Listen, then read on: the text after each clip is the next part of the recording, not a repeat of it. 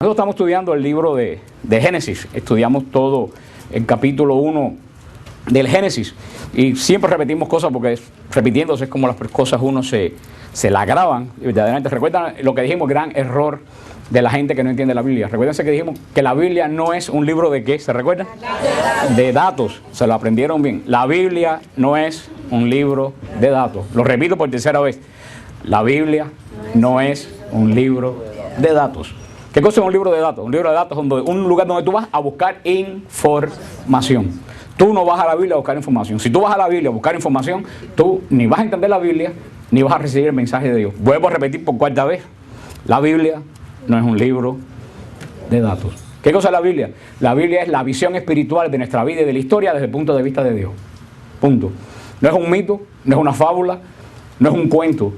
Es una visión de nuestra realidad no vista desde nuestros zapatos, sino vista desde ¿dónde? Desde el cielo, desde el trono de Dios, donde Juan ve en el medio del cielo el trono de Dios, donde se dirige toda la mirada de la adoración de la creación. Luego entonces solamente podemos ir a la Biblia no buscando dónde están los dinosaurios, con quién se casó Caín, todas esas preguntas que uno le hace cuando no camina en el Espíritu, porque esos son ¿qué cosa? Datos. Y la Biblia no es un libro de datos. A la Biblia no le importa decirle dónde están los dinosaurios, no le importa decirle con quién se casó Caín. La Biblia quiere que yo tenga una visión desde el punto de vista de Dios del orden de la creación. Por eso estudiamos el primer capítulo de Génesis. Estuvimos mirando, y creo que atrás están los CD, y es bueno que las personas conozcan este estudio, si es un estudio bien profundo del primer capítulo de Génesis. Cómo la Trinidad desde el comienzo se involucra en la creación. El Padre, de donde sale la fuente de la creación. El Hijo, a través del cual se hace todo, y el Espíritu Santo que le da vida a todo aquello que se hace. Es una acción trinitaria. Vemos que el primer día, ¿cuál fue la primera acción que hizo Dios? Separar la luz de las tinieblas. Y esa luz no es el sol, porque el sol se creó. ¿Se acuerdan qué día se creó el sol? El cuarto día. Separar la luz de las tinieblas. Separó el mal del bien. Y explicamos cómo la creación espiritual tuvo que decidir y decidió. Explicamos toda esa cosa que vamos a verlo explicar cuando entremos ahora la semana que viene en el estudio del capítulo 2 y 3. Vamos, cómo Dios crea esta creación espiritual y escoge una parte, escoge el mal, se separa el mal del bien. El Señor separa la luz de la oscuridad. La luz nos lo dice el primer capítulo del Evangelio de San Juan. La luz es Cristo. Y San Juan nos da en el primer capítulo, que también comienza igual que el Génesis, en el comienzo nos da la razón. La luz nunca puede ser vencida por las tinieblas.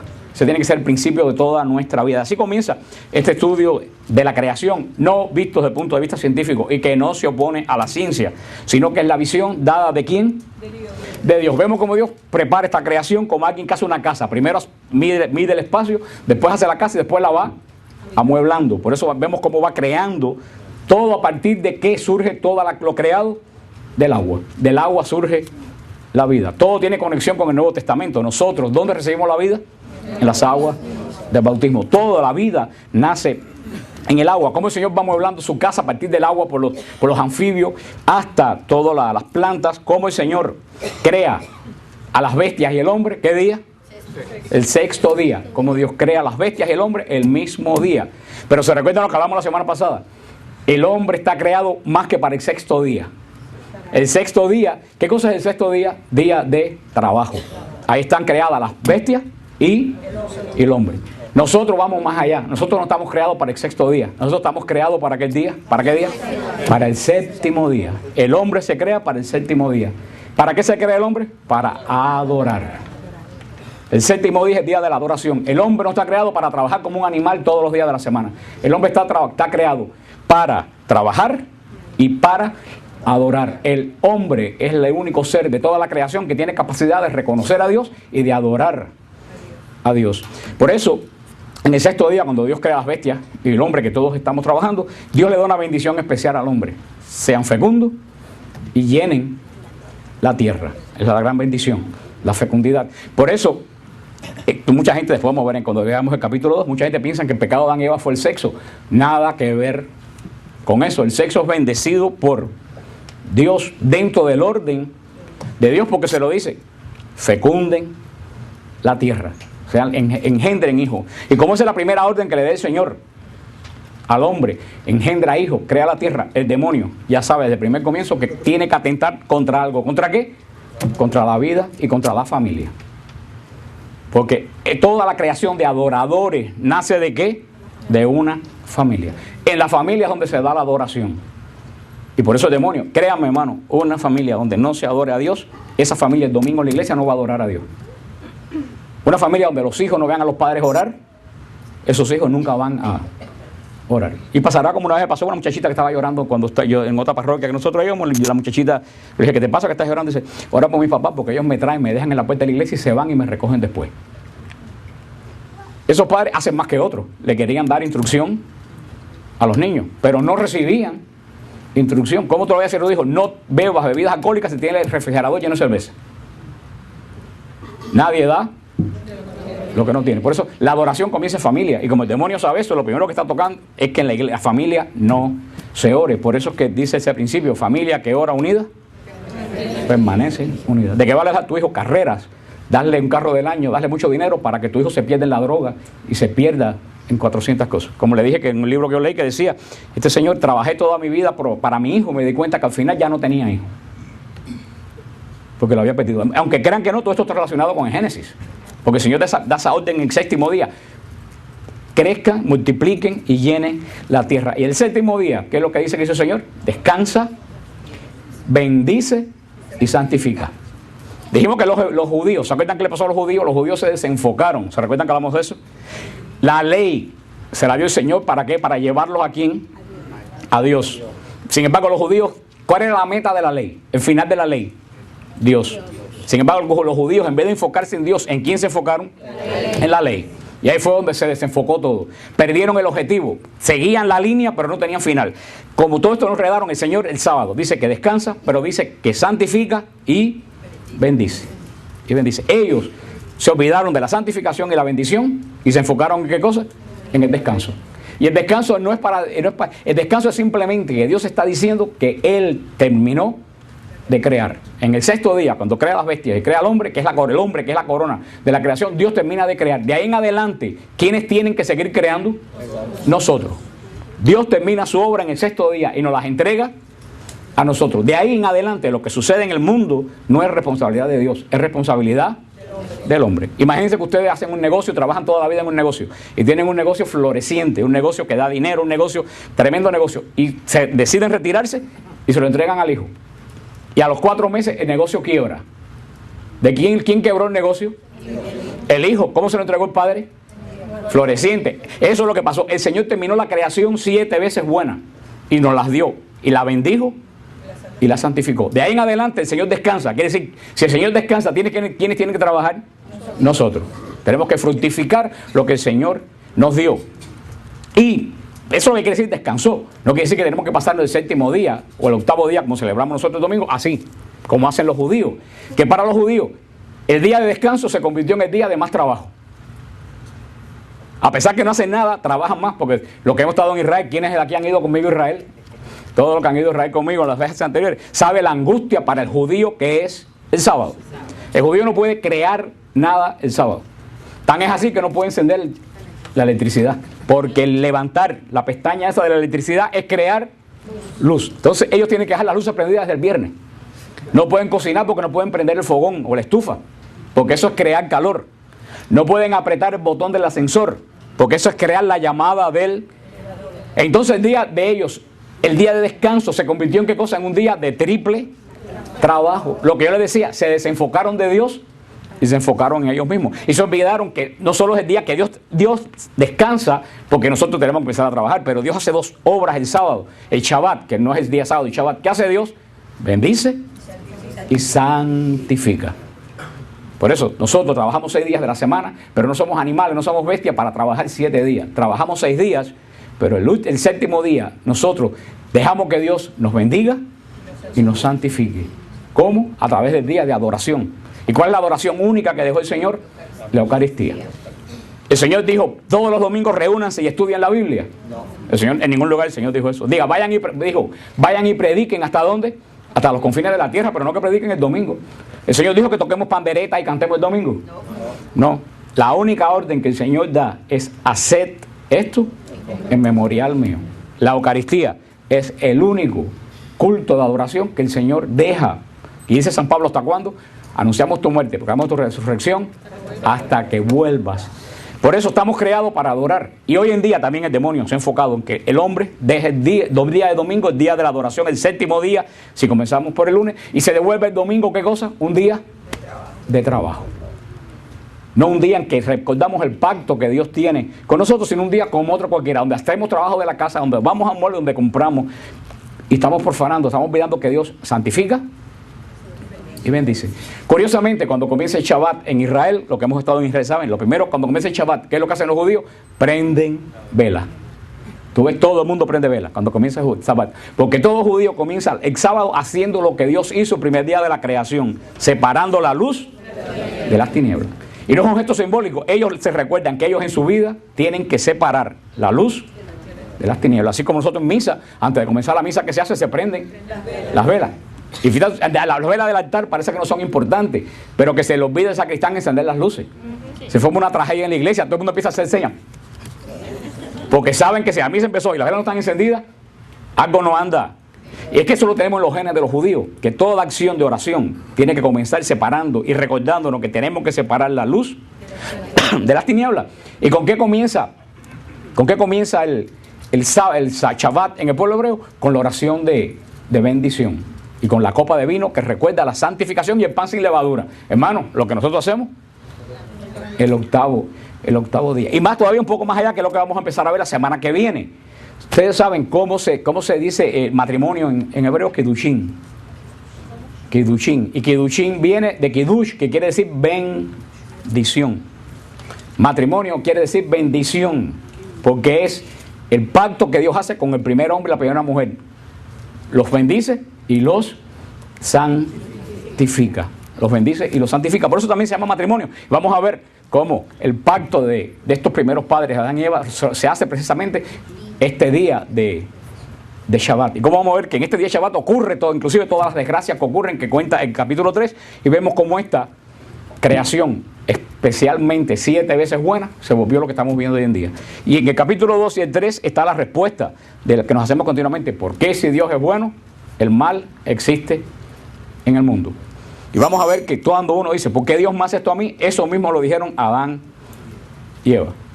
Y Dios no estaba haciendo nada. Ellos eran los que se estaban haciendo daño. Por eso, este tiempo de pacto, que es el séptimo día, que es donde termina el capítulo 2, versículo 4. Vamos al versículo 3 cuando dice, bendijo Dios el día séptimo y lo santificó, porque en él cesó Dios de toda obra creadora que Dios había hecho. Esos fueron los orígenes del cielo, la tierra y cuanto fue creado. Luego, si les interesa, el CD detrás está de Génesis. Es muy importante conocer el Génesis. Para conocer hasta la crucifixión, para conocer la obra de Cristo, para conocer tu vida, tienes que entender el Génesis. Porque todos ustedes, en la vida de ustedes, tienen un Génesis.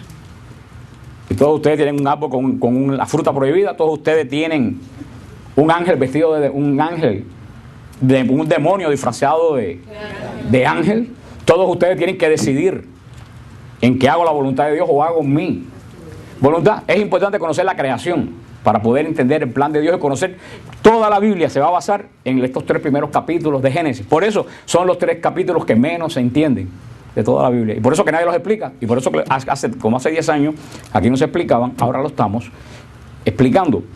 Por eso recuérdense que dijimos, con este capítulo 2 que comienza en adelante, va a ser como un zoom. Eso que la cámara que tú agranda. Hemos visto la creación. Ahora el capítulo 2 en adelante se va a enfocar en esta pareja. Porque lo que Dios hizo 7 veces bueno, se echó a perder. Se echó a perder hasta el día de hoy. Y de ahí viene la obra de Jesús. Comienza, como le expliqué, hay una teoría de los estudiosos, pero a nosotros no nos interesa aquí el estudio hermenéutico de la Biblia. A nosotros nos interesa saber qué Dios me dice a mí a partir de este escrito, porque ustedes de nada les viene a explicarle yo la teoría ya viste, la teoría elohinista, porque ustedes no van a ser teólogos. Así que ustedes más que lo que a ustedes les interesa es saber cómo esto yo en mi vida lo puedo aplicar. Ahora, hay gente que dice que son 2 relatos diferentes. Yo les dije que no son 2 relatos diferentes, que son el relato de la creación del cosmos ordenado que termina en el hombre para la adoración, y ahora el capítulo 2 se va a enfocar en la historia del primer pecado. O sea, vemos que Génesis quiere decir origen. Primero vemos el origen de la creación, el origen del cosmos. Ahora en el capítulo 2 y 3 vamos a ver qué cosa, el origen del pecado. Es otro Bereshit, pero en vez del Bereshit de la creación, de la santificación, es el Bereshit de la creación del mal. Por cuando el mal por primera vez entra en el mundo. Y después, cuando entremos en la parte de Abraham, vamos a ver el comienzo, el Bereshit de la fe. Cómo Dios comienza a restaurar lo que nosotros destruimos. Pero para poder entender toda la escritura tenemos que tener claro, y por eso es la recapitulación hoy, tenemos que tener claro, bien claro, toda la creación se enfoca en quién. A ver, ¿en quién se enfoca toda la creación? ¿Quién es el centro y el culmen de la creación? Cristo. Cristo. Ese es el origen y el culmen de la creación, es Cristo. Porque dice que todo se hace a través, dice San Pablo, a través de Él todo se hizo. Y lo dice Génesis. El hombre es el culmen del proceso creativo, pero toda la escritura, el centro focal de toda la escritura es Cristo. Porque ¿a través de qué se hace toda la creación? A través de Cristo. Dijo Dios. Dios no crea con las manos como en la tradición babilonia. Dios crea con la palabra. Y nosotros la palabra, dijimos que en nosotros los hombres la palabra es sonido, pero en Dios la palabra es el verbo. ¿Cómo no podemos entender eso? Como en nosotros, la palabra es sonido, pero en Dios, que no tiene nada que ver con nosotros, su palabra, en vez de ser sonido, se transforma en ¿qué? En el verbo, una persona creadora, que es Cristo. Que dice, y nos decimos en el credo, ¿qué decimos en el credo? Creo en el Señor Jesucristo, Hijo único. ¿Qué dice después? Nacido del Padre antes de todos los siglos. Dios nace del Padre, no es creado. Cristo no es creado, Cristo nace, engendrado, nace, no sabemos de qué forma, en un momento nace del Padre, no es creación, es de la misma naturaleza que el Padre. Eso es un misterio de fe, como Cristo es engendrado, nace en un momento, y a través de Cristo, del Hijo de Dios, todas las cosas son creadas y son hechas. Toda la creación enfoca a Cristo. Tal es así que el hombre es creado a su imagen y semejanza. Y es muy interesante, como yo le decía a ustedes, que en el primer relato de la creación, en la creación cósmica, ¿se recuerdan cómo se le llama a Dios?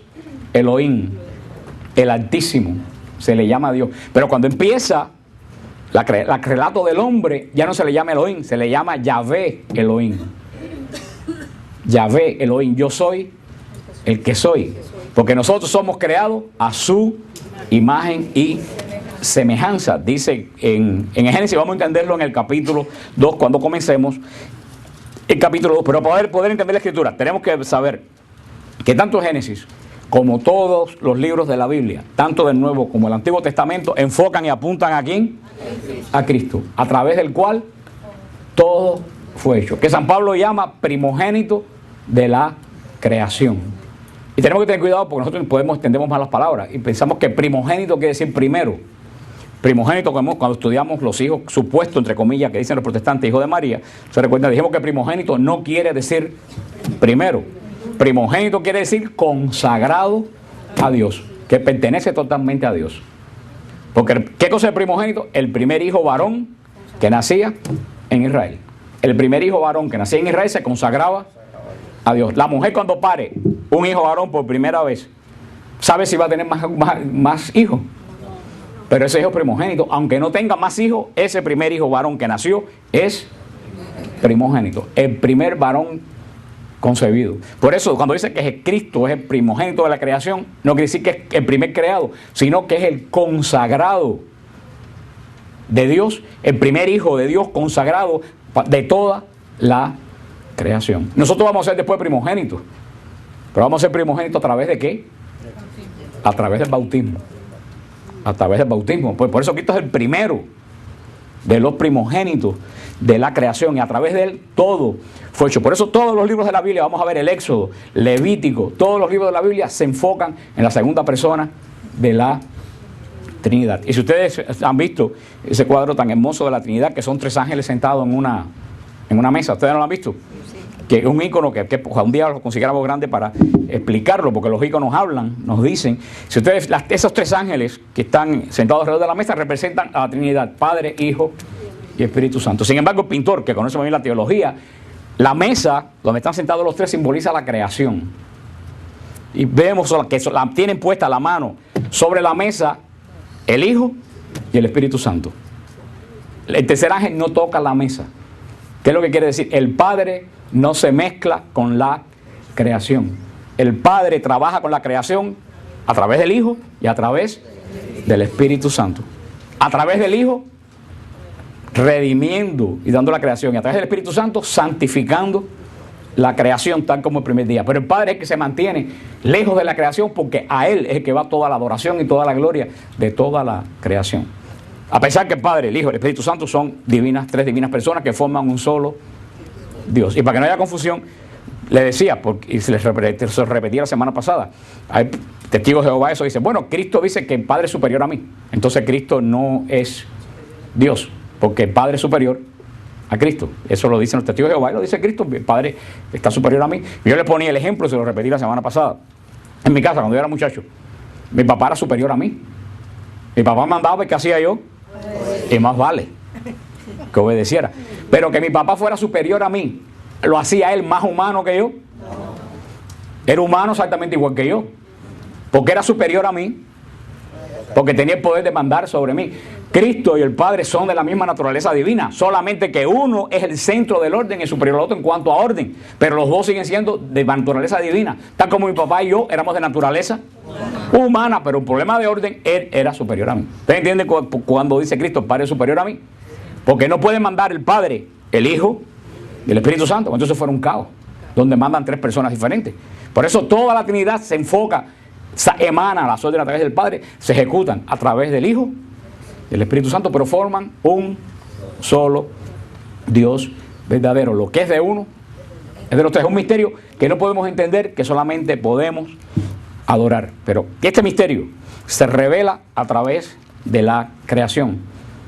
Y ya la semana que viene vamos a entrar directamente, ya sin preámbulo, vamos a entrar directamente al drama del pecado. Vamos a estudiar este ser que estaba ahí en la creación, donde nos habla el profeta Ezequiel quién es y cuál era su función, porque no lo dice el capítulo 2, pero Ezequiel nos lo deja entrever. Y ese mismo ser que actuó con esta pareja así, sigue actuando exactamente igual en tu casa y en tu familia. Porque lo bueno que tiene el caso, ¿se acuerdan? Como el demonio está fuera de qué? Del tiempo, es como que no inventa cosas nuevas, siempre repite las mismas cosas, nada más que cambia el escenario. Y somos tan tontos que seguimos cayendo exactamente igual que la primera, estándolo todo escrito. No sabemos cómo. Y todavía me preguntaba una persona de WTN, ¿nosotros tenemos poder para derrotar al demonio? Sí. Me preguntaba esa persona. Y yo le decía, si tú a estas alturas no te has dado cuenta que tenemos poder para derrotar al demonio, tu casa debe ser un desastre. Y ese es el problema de muchos católicos. Muchos católicos no saben que tenemos poder. Los católicos más poder que nadie para derrotar al demonio. Porque tenemos dos de las armas más poderosas para derrotar al demonio. El nombre de Jesús y la Virgen María.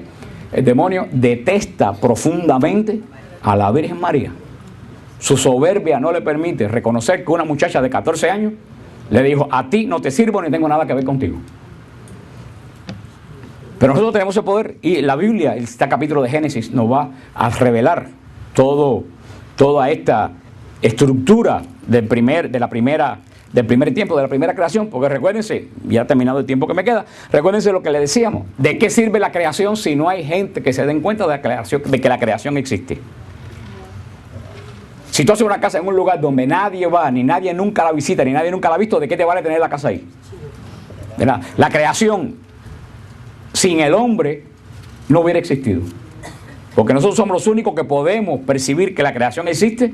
Y nosotros podemos percibir, podemos saber que esta creación tiene un origen y que este origen está por encima de nosotros y adoramos este origen a través de la revelación que Dios ha dado en su palabra, a través del Espíritu Santo. Pero aunque crean que no, todo esto comienza con este estudio de este primer libro de la Biblia, que todo el mundo lo lee tan mal, y un libro tan hermoso y tan profundo, y cómo se le pasa por encima buscando ¿qué cosa?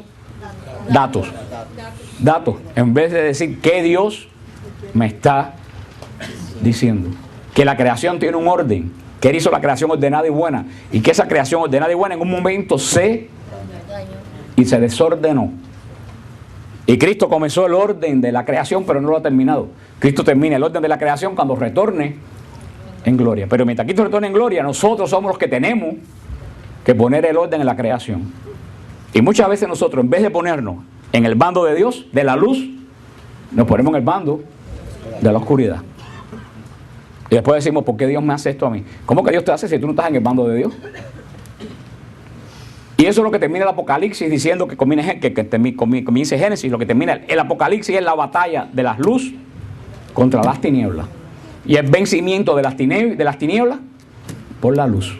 O sea que toda la Biblia tiene un tremendo contenido que está enlazado una cosa a otra. Lo que pasa es que hay que estudiarla dentro del contexto de la voluntad de Dios, y así nosotros la estamos estudiando. Entonces es un resumen de esta primera parte de la Biblia para comenzar ya la semana que viene directamente en el segundo Bereshit. Recuerda, Bereshit quiere decir que en el principio. Vimos en el principio de la creación. Nos hemos quedado que la creación hasta ahora está bendita. ¿Y qué cosa? Santificada. Y es 7 veces buena. Ese es el principio de la creación. Ahora vamos a ver el principio del mal. La semana que viene vamos a ver el principio del mal en la creación. Y después más adelante, cuando terminemos esa parte, que vamos a hacer un poquito larga, porque vamos a estudiar la parte de este ser que desarma la creación, vamos a ver el principio de la restauración de la creación. ¿A través de qué figura? De Abraham. De Abraham. Cómo el pacto con Dios comienza, el primer pacto con Dios comienza, cómo Dios, en vez de olvidarse de nosotros, hace un pacto con nosotros de nuevo. Y los que van a vencer en la luz son esos que están dentro del pacto que Dios va a hacer con Abraham y que lo tenemos nosotros a través de la iglesia. Entonces, que va a ser un estudio muy interesante, que ojalá que ustedes lo sigan. Pero tienen que escuchar la primera parte de la creación de Génesis. Si no entienden la primera parte de la creación, que fue la clase hace 2 clases atrás, pues no van a entender bien el hilo del por qué. Porque entramos inclusive tan poco en la teoría de la evolución y hablamos de la relación del tiempo con la luz. ¿Se acuerdan? ¿Se acuerdan cómo se comienza? A veces se les olvidó cómo se llama los 10 primeros segundos que la luz se lanzó según la teoría de la evolución, desde los 10 segundos hasta los 45 segundos. ¿Se acuerdan cómo se llama? A mí se lo aprendieron en Planck. Anterior a ese Planck, según la teoría de Einstein, anterior a ese Planck no había tiempo. El tiempo surge en esos 10 segundos, porque dice que los primeros 10 segundos es cuando explota aquello, y de ahí surge el tiempo, pero el tiempo en realidad surge de los primeros 10 segundos a los 45 segundos. Y hasta los mismos científicos dicen, anteriormente a esos 10 segundos el tiempo no existía, científicamente. Y por eso que nos cuesta tanto trabajo entender a Dios y a los ángeles, porque Dios y los ángeles están fuera de nuestro tiempo. Nos movemos en 2 dimensiones, y en nosotros no saber cómo se funciona cuando no hay tiempo hace que nosotros no entendamos la creación. A nosotros nos conviene, como dice, a nosotros nos conviene que no haya tiempo. Vamos a ver, a nosotros nos conviene tener tiempo. Y vamos a ver la semana que viene porque a nosotros nos conviene tener tiempo. Porque a los ángeles, el gran problema de los ángeles fue que no tuvieron tiempo. Están creados fuera del tiempo. Parece una locura, pero ya la gente que han venido a la clase sabe de qué estamos hablando. Nosotros, que es algo muy profundo, que desafortunadamente no se habla en casi ningún lugar. Se habla de muchas boberías, pero no se hablan de esas cosas que de verdad el pueblo de Dios tiene que adentrarse.